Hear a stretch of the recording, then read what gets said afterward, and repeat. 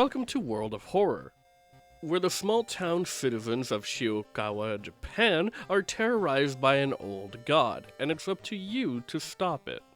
This involves investigating 5 different mysteries that have been occurring around the town. However, this will be no easy task, as the old god will do everything in its power to stop you. While you investigate these mysteries, you must manage 3 different health bars: your stamina, your sanity, and the doom-meter. While stamina and sanity are 2 controllable factors, doom is a technical time limit until the end of the world.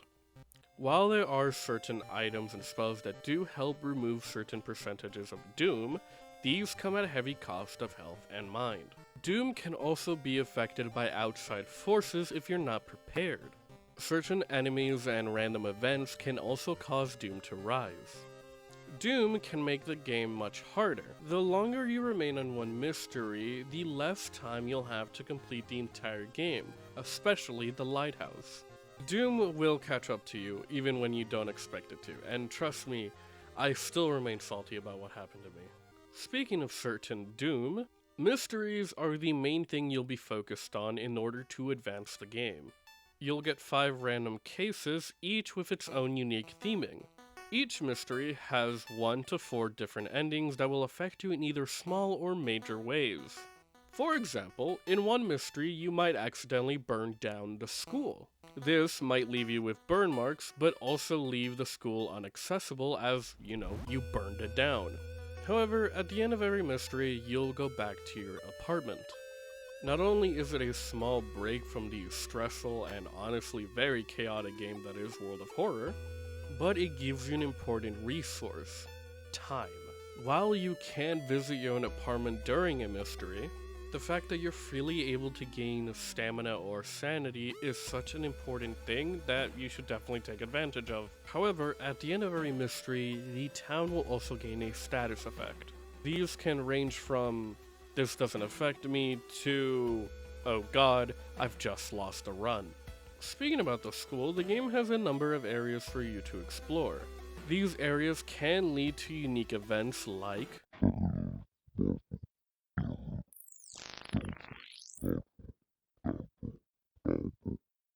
or buying things at the shop. Look at the little guy.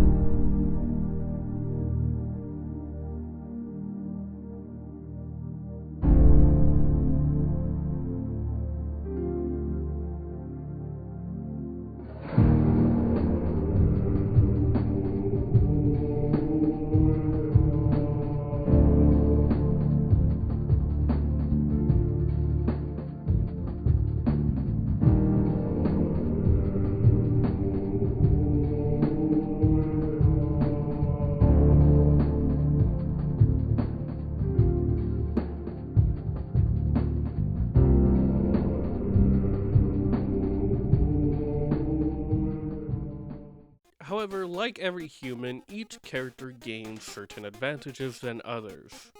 Except him. Some are well-rounded, while others lean to a specific style of play, which is where some characters differ from others in the way they deal damage. One of the most common ways to deal damage in this game is using a melee weapon. You can throw these, or you can, hit them over the head with a shovel. However, a lovely reminder that the game's combat is turn-based. Hitting your opponent means that you have a chance to hit them.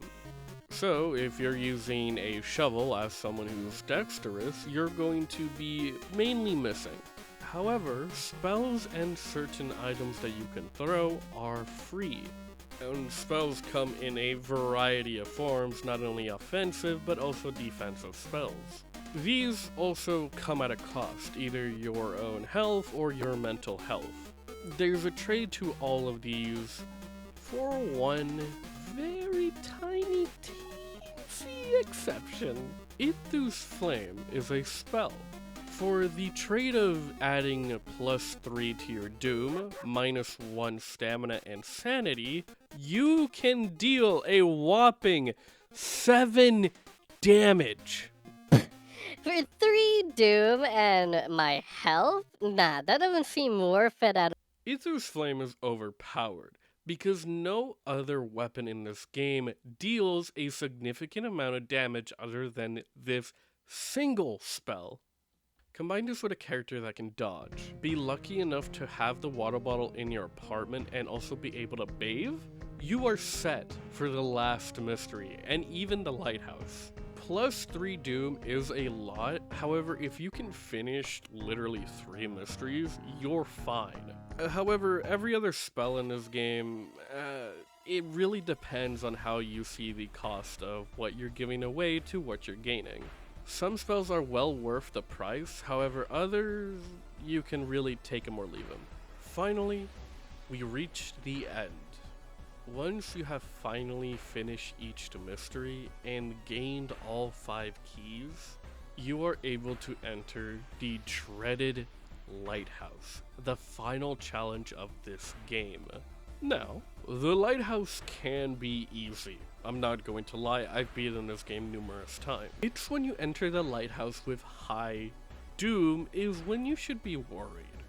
You see, the lighthouse isn't that much of a challenge, but entering it with high Doom can lead to the worst rug pull of your life.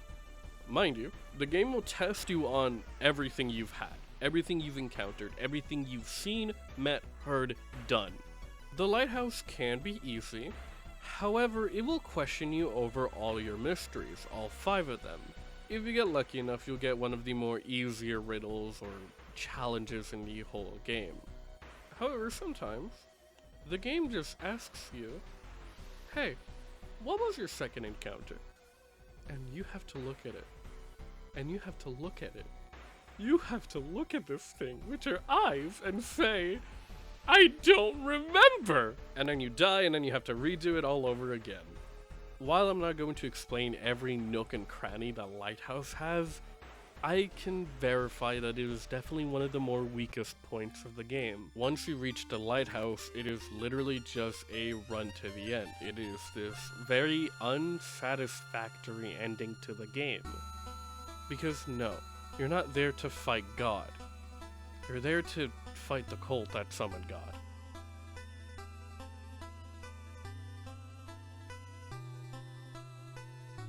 World of Horror is a love letter to Lovecraftian horror, but also Junji Ito, where he was literally the entire inspiration of the game, not only having his book Uzumaki represented in the beta, but also have an Easter egg in the early access of the game.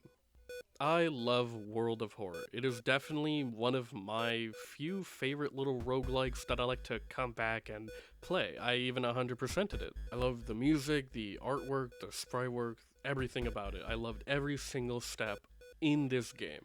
However, I can only recommend this game during a sale. For the $20 price tag it's asking right now, and a developer that the fanbase doesn't even know if he's still alive, it's sad to see this game kind of just die out.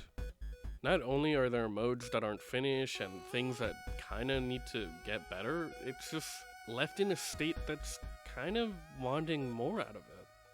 Once again, recommend getting it on a sale, but this is an amazing game, and honestly, if you haven't experienced it yet, please do. It is gorgeous. It is amazing. The amount of effort taken to do this, it's just beautiful. Because although the world is ending, there's still some beauty in that, and there's still some hope that you should have. Thank you.